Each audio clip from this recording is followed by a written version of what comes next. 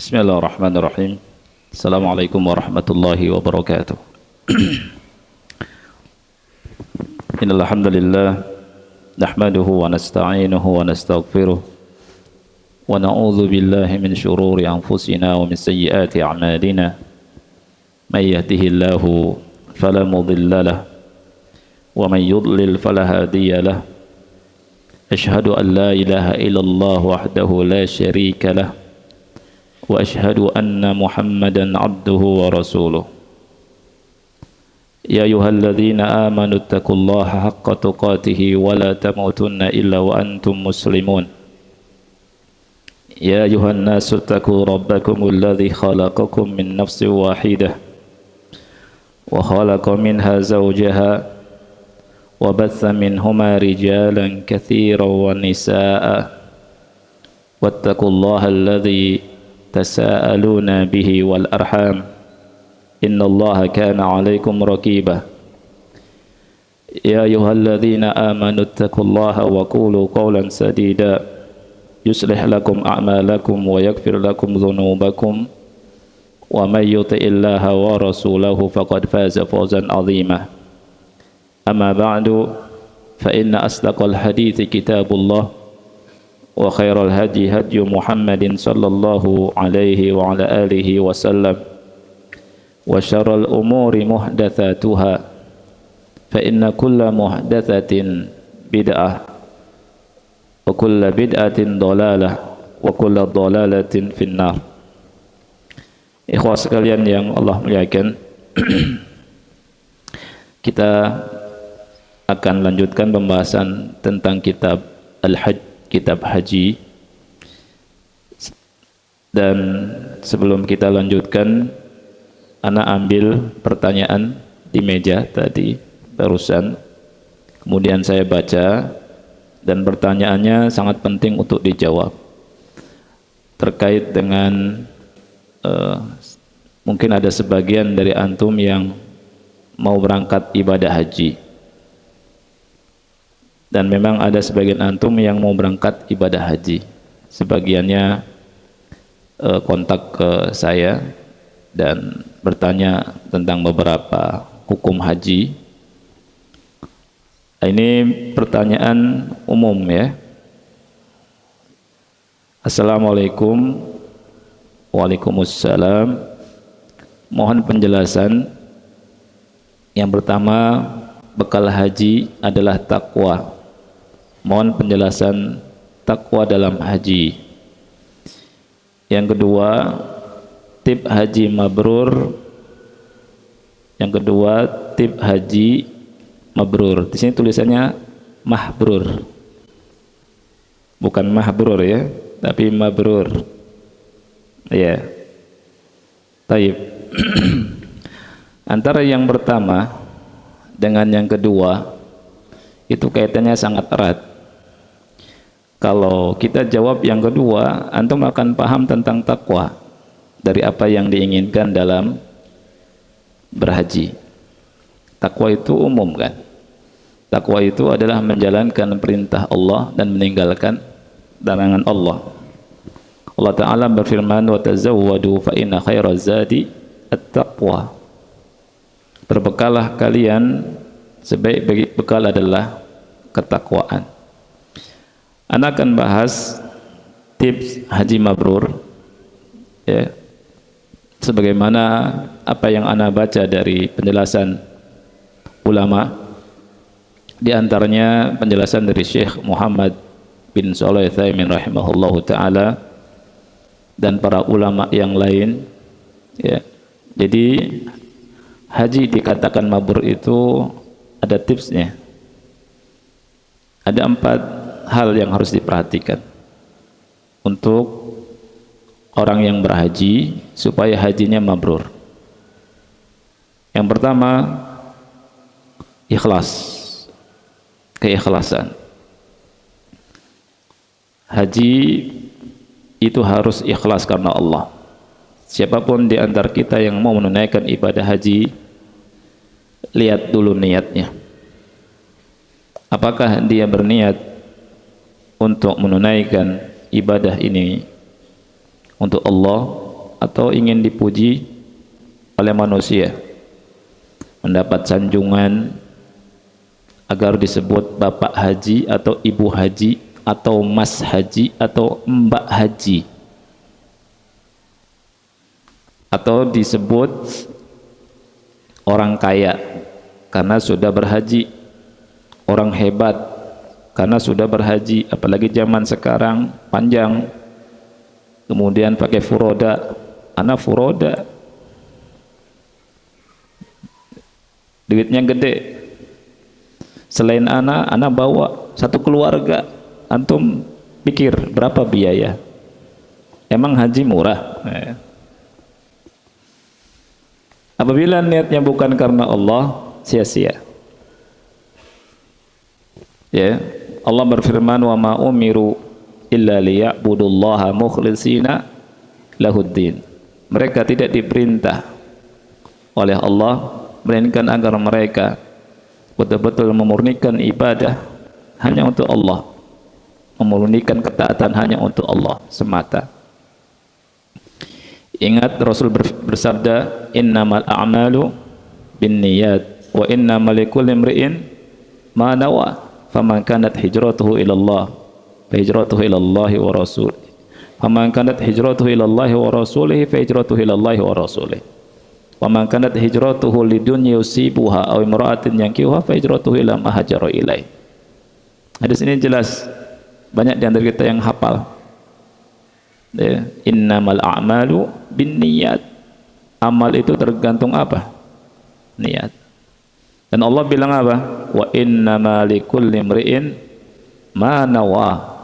Dan sesungguhnya setiap orang mendapatkan apa yang dia niatkan. Sesuai niatnya itulah dia akan dapatkan. Kalau niatnya salah, maka tidak akan dapat pahala. Ikhlas, ini yang pertama. Yang kedua, al-mutaba'ah, mengikuti sunnah Rasul sallallahu alaihi wasallam dalam berhaji. Ya, Rasul sallallahu alaihi wasallam bersabda, man amila amalan laisa alaihi amruna fahuwa raddun. Barang siapa yang beramal dengan amalan yang tidak ada contoh dari kami, maka tertolak. Dan Rasul bersabda, man ahdatsa fi amrina hadza ma laysa minhu fahuwa rad. Lebih khusus lagi dalam masalah ibadah haji, Rasul kita sallallahu alaihi wasallam bersabda, khudhu anni manasikakum, ambillah dariku manasik haji kalian. Anni, kata Rasul, ambillah dariku, bukan dari karang-karangan manusia, bukan dari karangan-karangan ustaz, bukan dari karangan-karangan kiai atau habib atau siapapun itu. Rasul bilang apa? Khudhu, ambillah anni, dariku, manasikakum, dari ihramnya sampai tahallulnya, sampai selesai ibadah haji harus mengikuti sunnah Rasul kita sallallahu alaihi wasallam. Makanya al-ilmu qabla al-qaul wal amal penting. Berilmu sebelum berkata dan beramal, beribadah. Rasul bilang khudhu anni manasikakum, ambillah dariku manasik haji kalian. Ada orang di zaman Imam Malik rahimahullah, dia mau berihram, dia tanya ke Imam Malik dari Madinah, ya Imam, min aina uhrim, wahai Imam, dari mana aku memulai ihram? Kata Imam Malik, min Dzul Hulaifah, min haitsu ahrama an-nabiy sallallahu alaihi wasallam. Mulai dari Dzul Hulaifah, Nabi sallallahu alaihi wasallam mulai ihram dari sana. Dia bilang, ya Imam, inni uridu an uhrima min al-Masjidin Nabawi min indi qabrin Nabi sallallahu alaihi wasallam. Wahai Imam, adapun saya ingin melakukan ihram dari Masjid Nabawi, dari samping kubur Nabi Muhammad sallallahu alaihi wasallam. Apa jawab Imam Malik? La taf'al, kata Imam Malik. Jangan engkau lakukan. Ulama besar, akhi. Imam Malik bilang la taf'al. Dia enggak mengatakan bagus ente. Bagus ya untuk mengambil jarak jauh. Enggak. La taf'al. Jangan kau lakukan. Apa kata orang itu? Ya imam, wahai imam, innama hiya amyalun aziduha. Wahai imam, hanya beberapa mil saja saya tambah. Kan boleh. Apa kata Imam Malik? Inni akhsha alaikumul fitnah. Inni akhsha alaikal fitnah. Saya khawatir engkau tertimpa fitnah. Enggak imam, cuma beberapa mil saja aku tambah. Terus Imam Malik berkata, ketika dia bertanya, ayu fitnah, Imam Malik menjawab, fitnah apa yang lebih besar daripada engkau mengira melakukan sebuah amalan ibadah yang tidak ada contoh dari Nabi Muhammad SAW dan engkau melakukannya, kau menganggap itu benar. Ya. Kemudian beliau membawakan ayat, falyahdharil ladzina yukhalifuna an amrih an tusibahum fitnah aw yusibahum adzabun alim. Hendaknya orang-orang yang menyelisihi perkaranya dia takut, mereka takut dari ditimpa fitnah atau ditimpa azab yang pedih. Ini kata Allah. Jadi Rasul bilang khudhu anni manasikakum. Belajar dari ihram, sunnah-sunnahnya, sunnah qauliyahnya, sunnah fi'liyahnya. Kemudian ketika tawaf belajar, jangan bismillah Allahu akbar. Dari mana akhi? Dan itu ada yang mencontohkan. Coba bayangkan, ada pembimbingnya. Bilang ke jamaah, ente semua, kalian semua, ya, ketika nanti di Hajar Aswad dari jauh bismillah Allahu akbar, kecup nggak apa-apa. Wah, coba bayangkan. Ini salah satu kecil saja, ya. Nyuruh nyium lagi, gimana ceritanya? Ya, Rasul bilang khudhu anni manasikakum, ambil dariku, jangan dari fulan, jangan dari allan. Dari siapa? Nabi sallallahu alaihi wasallam.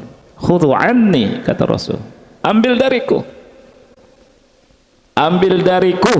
Ini kata Rasulullah SAW. Jangan dari siapapun, ambil dari Nabi Muhammad sallallahu alaihi wasallam. Ya, siapapun orangnya tidak boleh ngarang-ngarang ibadah, apalagi ngarang haji. Ya, bacaannya macam-macam, aktivitasnya macam-macam, ditanya nanti di hadapan Allah. Pembimbing yang menyesatkan orang ditanya pertama kali di hadapan Allah. Ya. Mutaba'ah, mengikuti sunnah Rasulullah sallallahu alaihi wa ala alihi wasallam. Dan ini ujian, liyabluwakum ayyukum ahsanu amala, agar dia menguji kalian siapa di antara kalian yang paling baik amalnya. Paling baik amalnya itu apa? Ikhlas dan sesuai sunnah. Yang ketiga, kata ulama, kata Syekh Utsaimin, an yakuna min malin halal, dari harta yang halal. Perhatikan harta kita ketika kita mau haji atau umrah. Karena apa? Allah Ta'ala itu baik, tidak menerima kecuali yang baik. Allah berfirman, innallaha ta'ala thayyibun, Rasul bersabda sallallahu alaihi wasallam, innallaha ta'ala thayyibun la yakbalu illa thayyiban. Sesungguhnya Allah itu thayyib, tidak menerima kecuali yang thayyib. Allah itu baik, tidak menerima kecuali yang baik. Ulama pakai hadis ini ketika berbicara masalah harta untuk haji, untuk menunjukkan bahwa kita ketika ibadah betul-betul halal. Ada sebagian kita nyuri yang banyak, korupsi yang banyak, sebagiannya kita umrah. Kaif hadza? Mabrur tidak? Tidak mabrur. Karena Allah nggak nerima. Antum kata siapa nggak nerima? Emang ente yang pegang kunci surga? Kan gitu orang. Orang kalau nggak mau disalahkan, gitu bilangnya. Ente ini kayak pemegang kunci surga.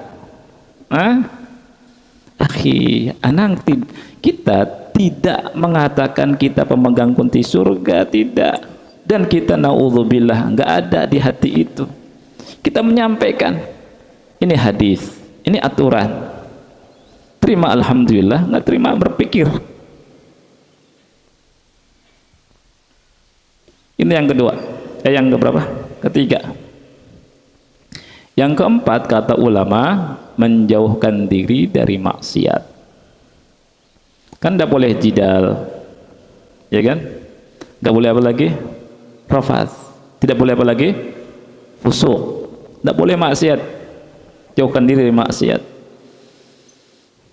Nah, dengan 4 hal ini ada lagi sebenarnya. Itu diharapkan haji seseorang menjadi hajinya mabrur. Makanya sebelum haji itu belajar dulu, ya, ikhlas. Betul-betul ini paling berat ikhlas itu, apalagi di zaman medsos, ya. Makanya sebelum haji latihan dulu, jangan serba ditaruh di status. Ini semua ditaruh status, ya. Selfie, berat akhi, berat. Keikhlasan zaman sekarang itu berat, tidak mudah. Ngaji Quran, haji, umroh, Ka'bah, doa, sengaja di depan Ka'bah. Habis tawaf sengaja, foto di belakang Ka'bah. Maksudnya apa?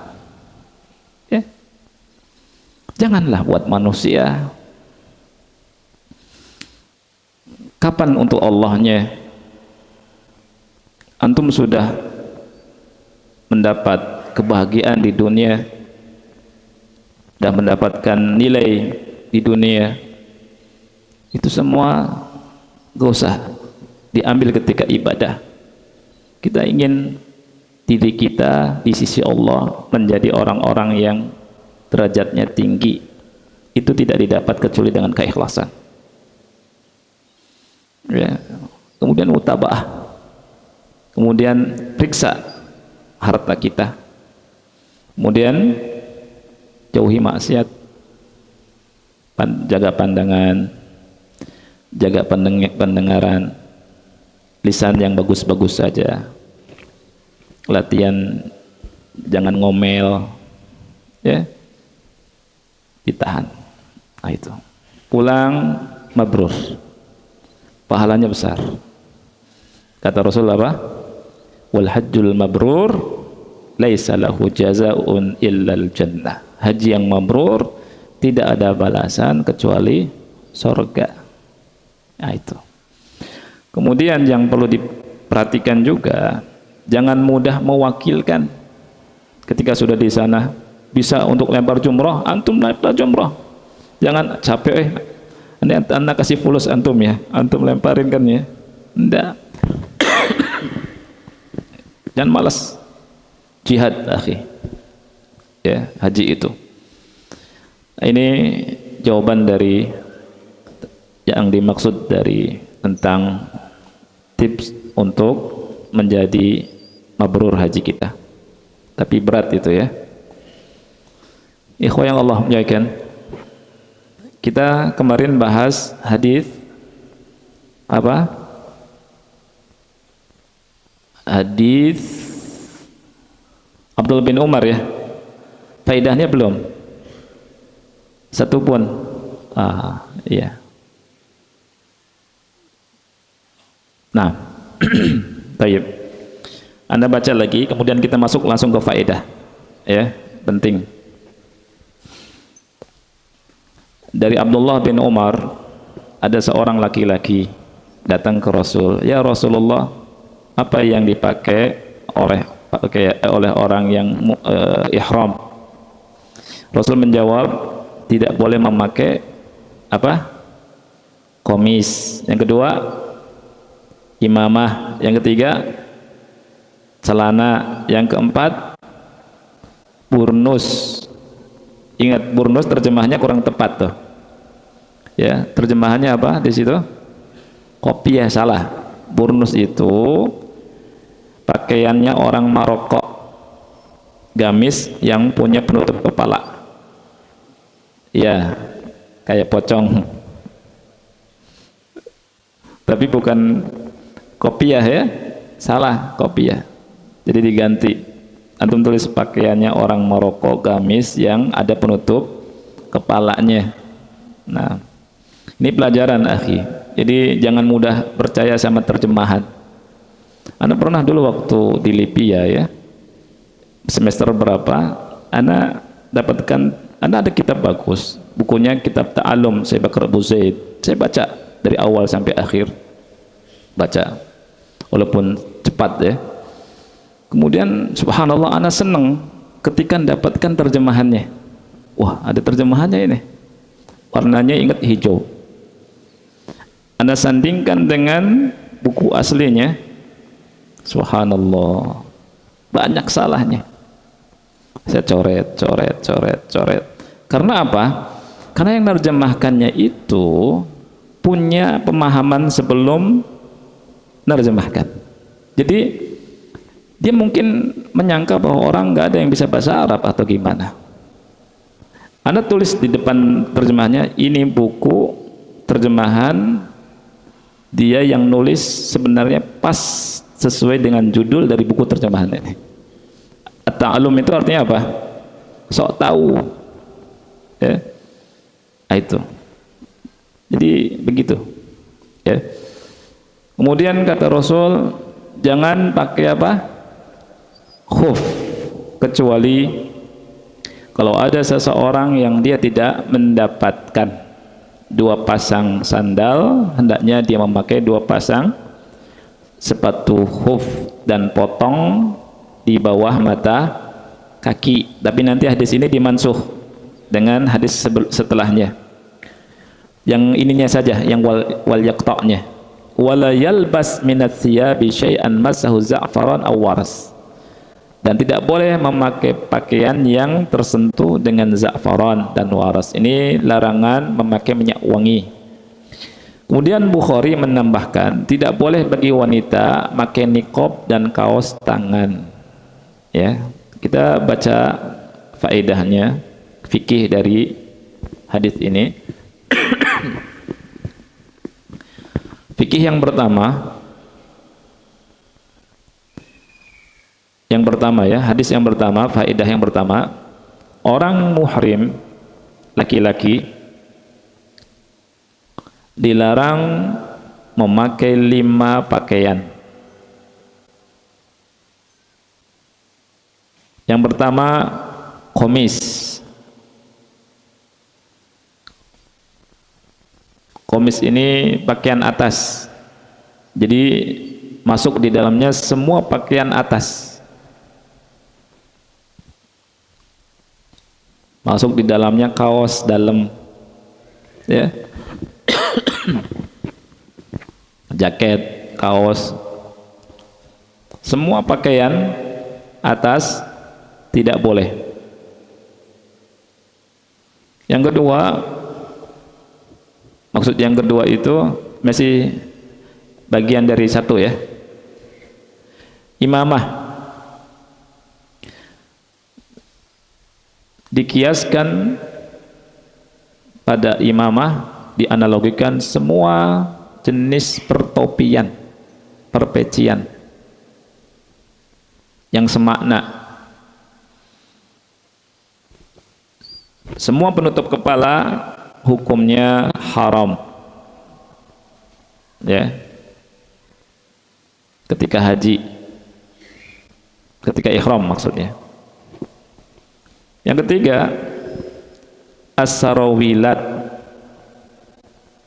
celana sarawil, masuk ke dalamnya semua jenis celana, baik yang panjangnya atau yang pendeknya, yang jenisnya kain atau training, ya, celana dalam, celana luar, tidak boleh, hukumnya haram. Ya. Yang keempat, burnus. Burnus pakaian Maroko tadi ya. Tak boleh. Yang kelima, al-khifaf, sepatu, masuk di dalamnya kaos kaki, kaos kaki, ya.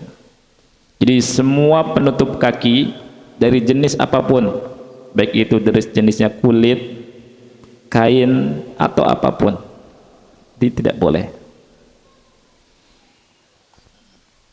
Kan ada kan yang jenis sepatu yang dari kain ya, itu nggak boleh juga.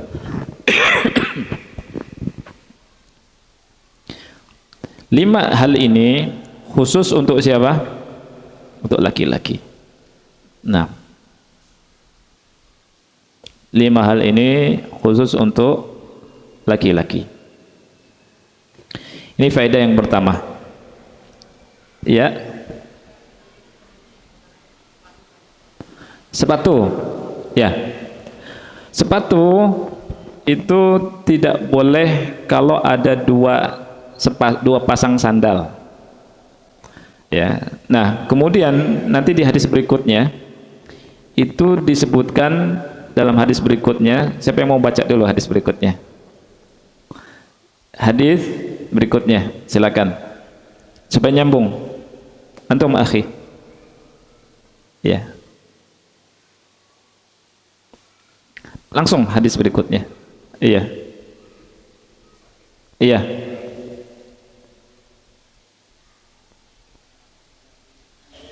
Atau terjemahannya aja langsung.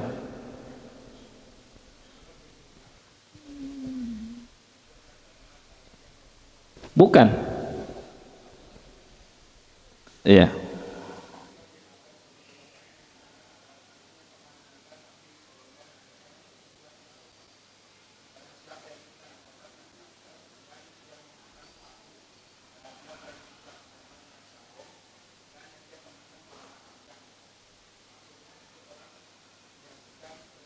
Ya.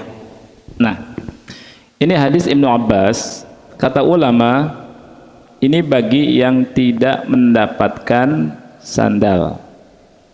Kalau misalkan antum ihram, kemudian nggak punya sandal, adanya sepatu, tidak mengapa. Apakah dipotong? Jawabannya tidak harus dipotong. Kenapa? Hadis Ibnu Abbas itu ketika Rasul di Arafah. Hadis Ibnu Umar, Rasul ngomongnya di Madinah. Kalau tidak mendapatkan dua pasang sandal, pakai sepatu, potong. Ketika di Arafah, berarti ini lebih baru, datang belakangan. Ini menunjukkan, kata ulama, kata Ibnu Utsaimin, bahwa hadis Ibnu Abbas dari sisi ini menghapus hadis Ibnu Umar dari sisi ininya. Artinya kalau antum tidak pakai sandal dan tidak ada sandal, pakai sepatu boleh. Nah, itu kalau tidak ada sandal. Itu kalau tidak ada sandal. Ya. Baik. Kemudian perhatikan ya. Persepatuan apapun itu jangan dipakai dalam kondisi antum luas. Kondisi antum luas. Kondisi maksudnya kita mau berangkat nih, ingat-ingat, oh saya harus siapkan sendal. Ya, berarti sepatu taruh aja di tas. Ya, nanti kalau haji udah selesai pakai sepatu. Ya, jadi persepatuan apapun bentuknya itu nggak boleh. Kaos kaki juga nggak boleh. Ya, tapi seandainya sudah di tempat dan antum lupa, atau bukan lupa, antum tidak memiliki sepatu, tidak memiliki sendal, maaf, boleh pakai sepatu. Itu maksudnya. Silakan. Iya.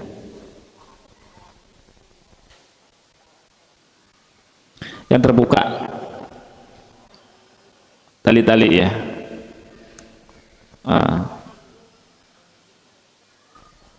Iya. Wallahu a'lam. Kalau khuf yang dimaksud memang tertutup. Iya. Khuf yang dimaksud tertutup karena kulit tertutup sampai atas mata kakinya. Makanya kan Rasul bilang potong. Ini ketika di awal. Ya, itu. Jadi seandainya memang terbuka, ya, maka tidak mengapa. Atau misalkan bisa diinjek itu bawahannya, itu bisa. Nah, itu.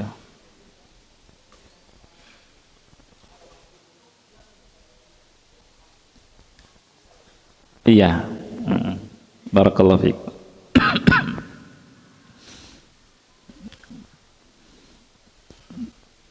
Baik. Faedah yang kedua.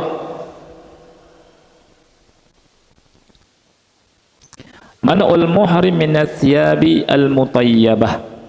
Haram orang yang melakukan ihram memakai pakaian yang diolesi dengan minyak wangi, apapun jenis minyak wanginya. Ini dikiaskan dari Rasulullah SAW melarang kita memakai apa? Za'faran dan wars. Ya.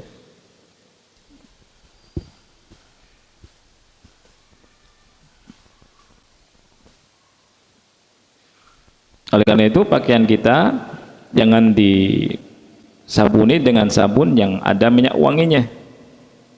Ya, yang wangi-wangi biasa aja. Ada sabun yang biasa nggak wangi boleh. Ya, ini yang harus diperhatikan sama kita. Saat bukankah boleh kita memakai minyak wangi sebelum ihram, diolesi? Itu bukan di baju, tapi di mana? Di badan. Lain. Ya. Yang ketiga,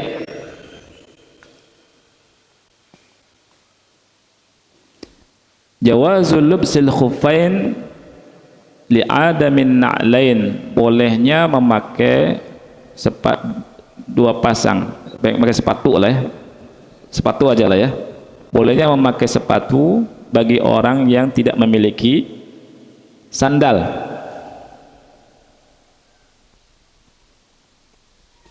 Dan di hadis ini diperintahkan untuk dipotong ya bawahnya. Walakin al-amru bil qat'i mansukhun. Ini kata ulama. Akan tetapi perintah memotong sepatu hukumnya dihapus dengan hadis Ibnu Abbas. Dengan hadis Ibnu Abbas. Ini fikihnya. Berarti pakai sepatu pakai aja. Ya. Kalau antum tidak mendapatkan sandal. Tapi kalau antum mendapatkan sandal, pakai sandal. Jangan menyepelekan. Ya. Kan di sana juga banyak yang jualan sandal.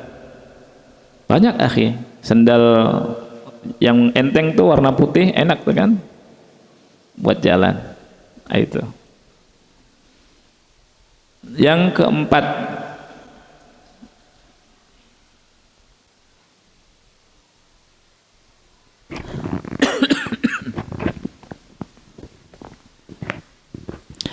annal mamnu' lubsu hadhil anwa' ala hayatiha, amma law istamalaha bi ghairi lubsi mithl an yartadi bil qamis lil haja min burdin wa nahwi fala ba's. Yang dilarang memakai pakaian di sini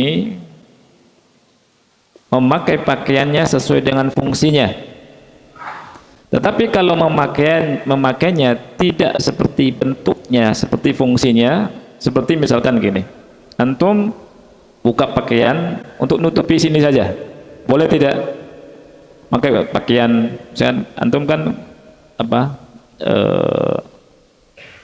kedinginan misalkan, waktu mau di Muzdalifah dingin, ada pakaian lain, tutup, boleh enggak? Boleh, boleh.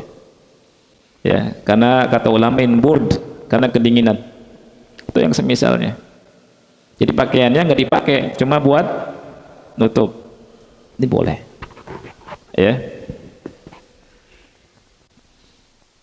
Yang ke 5.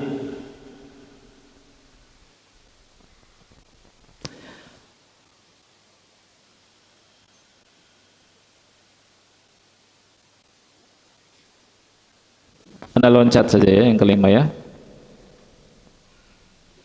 Wanita yang muhrim terlarang memakai niqab, dilarang memakai niqab.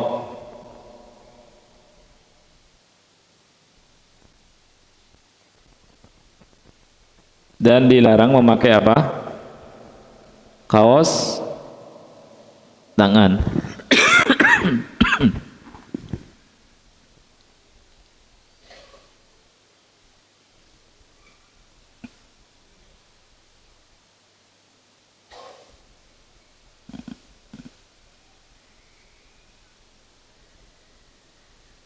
Ya. Jadi wanita yang muhrim dilarang apa? Memakai niqab, juga dilarang pakai sarung tangan. Baik. Syekh Utsaimin bilang gini, ikhwan.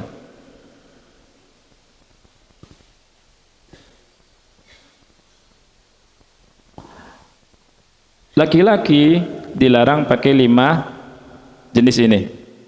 Wanita boleh memakai apapun kecuali tadi apa? Niqab dan sarung tangan. Ya, jadi mau apa saja boleh. Illa annaha la tatabarrad bizinah. Tapi ingat, bagi wanita tidak boleh menghias diri. Ini penting nih.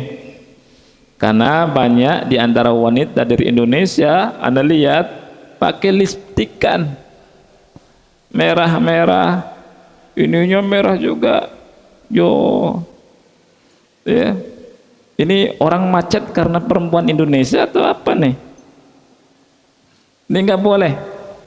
La tatabarrad bi azina wala tatatayyab. Juga untuk wanita tidak boleh pakai minyak wangi.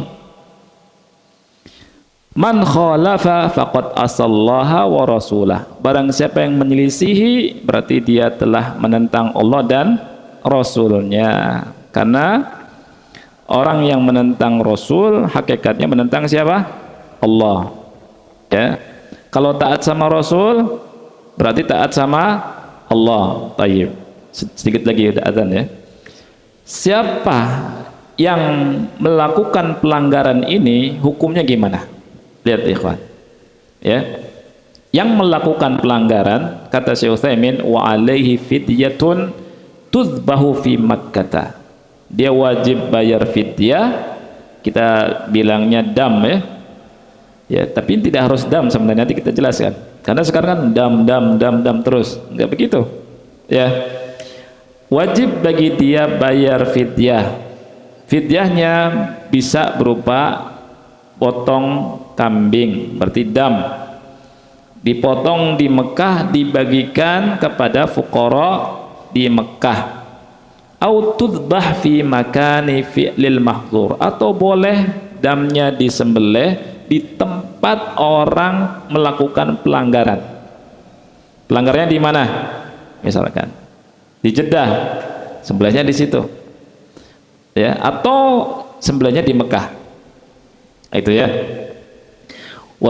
Au yasumu thalathata ayyam, atau puasa 3 hari. au yut'im sittata masakin, atau ngasih makan 6 orang miskin. Dan ini insyaallah akan kita bahas, ada hadisnya tersendiri. Ya. Baik. Kita azan dulu, habis itu nanti kita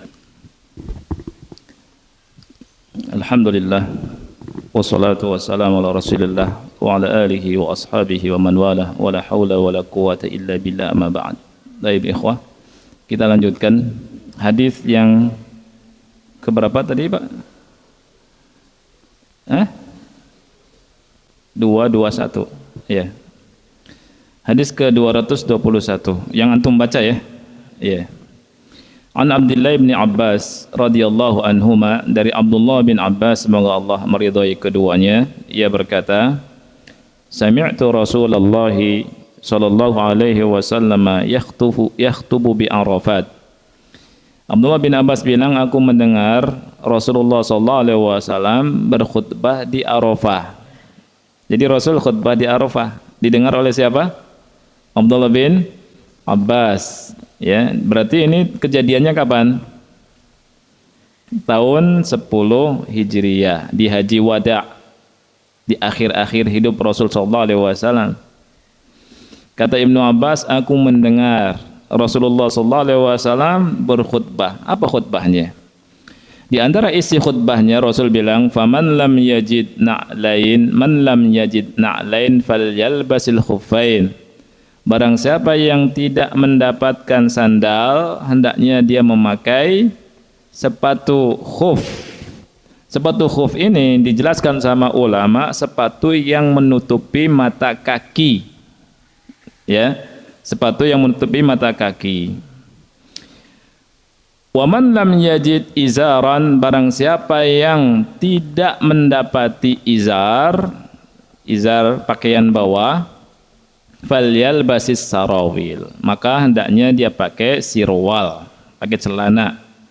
Hadis ini menunjukkan, kata ulama, bahwa dari sisi pemakaian sepatu ya, ada hukum nasakh mansukhnya, yakni masalah memotong sepatu khuf di bawah mata kaki. Tidak harus, karena Rasulullah SAW di sini tidak menganjurkan, tidak memerintahkan untuk memotong sepatu khuf sampai di bawah mata kaki. Ini menunjukkan boleh pakai sepatu khuf. Nah, ya, kalau tidak dapat apa? Sandal. Ya. Baik. Apalagi kalau sepatunya tidak nutupin mata kaki. Ini lebih boleh lagi. Ya. Kan sekarang rata-rata sepatu di bawah mata kaki. Ya, bisa dibikin sandal Mas sekarang. Ya. Anda juga punya sandal gunung. Ditutup kadang bawahnya karena repot. Ya. Nah. Baik. Hadis ini faedahnya sama dengan yang sebelumnya. Jadi tidak ada faedah panjang atau ada faedah yang disebutkan sama Syekh Utsaimin rahimahullahu taala. Cuma tadi tentang masalah haji mabrur, Anda ingin nambahkan satu. Ya.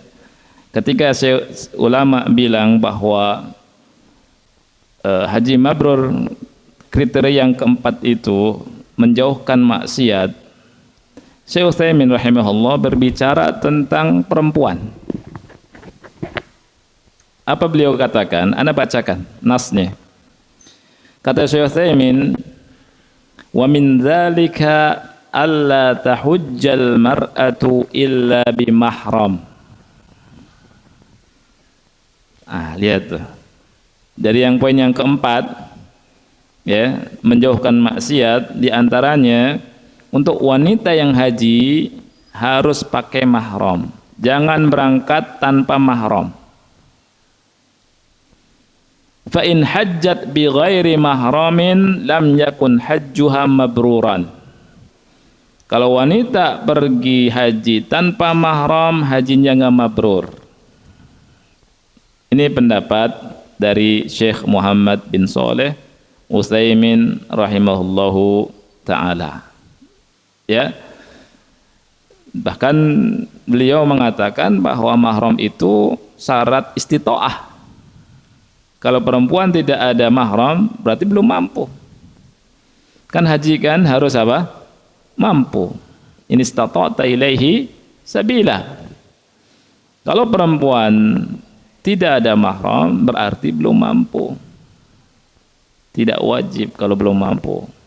Ya, tidak dipaksa karena sekarang ini musim perempuan-perempuan haji umrah. Memang ada ulama yang membolehkan, itu pun haji wajib. Lihat, haji wajib. Tapi haji kedua, ketiga, keempat, umrah kedua, ketiga, keempat, enggak ada ulama yang mengatakan mutlak boleh. Jangan salah paham. Ada pendapat sebagian kawan yang mengatakan, mengambil pendapat ulama yang bolehkan, tapi harus dijelaskan haji keberapa, umrah keberapa. Karena sekarang ini ayo umrah wanita nggak ada mahram, yang kedua, ketiga, yang ke-11, subhanallah. Ya, ini mau ibadah atau gimana? Ya, taib akhi, ini yang bisa kita bahas insyaallah. Kita akan terus mengkaji tentang fikih umrah ya dan haji yang kita ambil dari hadis-hadis Rasul kita sallallahu alaihi wasallam di kitab Umdatul Ahkam. Ya, fadhal.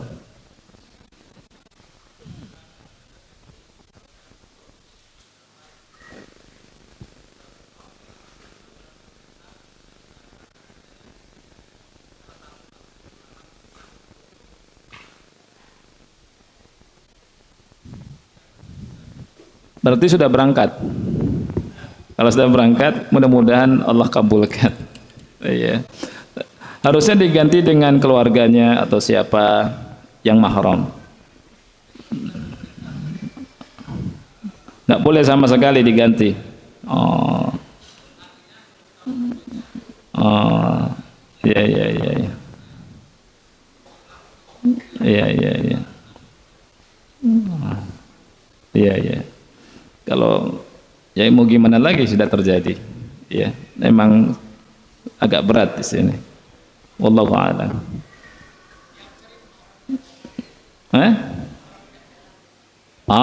Betul. Ingat mahram tempelan.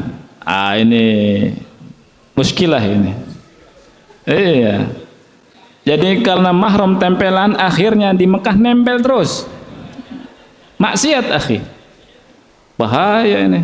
Ustadznya ditempelin sama mahram tempelan. Ya Allah, kok suaminya nggak cemburu, gimana ceritanya? Ya, ya. La haula wala quwata illa billah. Ustadz nih istri saya ya. Naudzubillah. Naudzubillah. Disangkanya ustadz itu malaikat. Itu godaannya besar akhi, apalagi sendiri safar.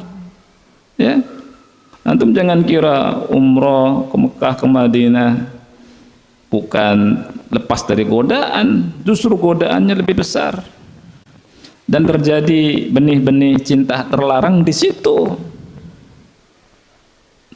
Ya, ada akhi, banyak tuh, ada yang bilang banyak lagi bisa disaksikan. Mungkin antum menulis satu kitab selesai itu berjilid-jilid ya. Iya, apa judulnya akhi? Cinta terlarang di balik perjalanan suci gitu ya.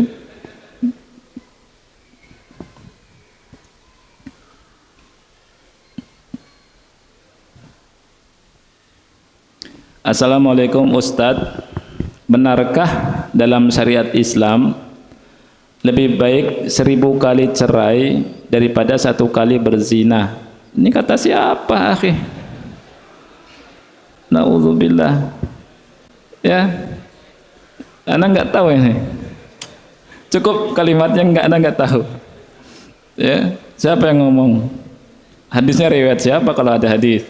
Ya. Kalau ulama yang bilang di kitab apa? Halaman berapa? Jilid berapa? Kalau ustadz atau siapa yang ngomong gak usah didengar. Ya. Ini ngeri banget nih. 1000 kali cerai.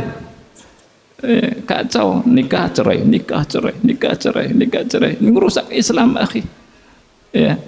Betul zina ini perbuatan haram yang sangat haram. Zina, Allah bilang wala taqrabu zina, tapi jangan bandingkan dengan cerai.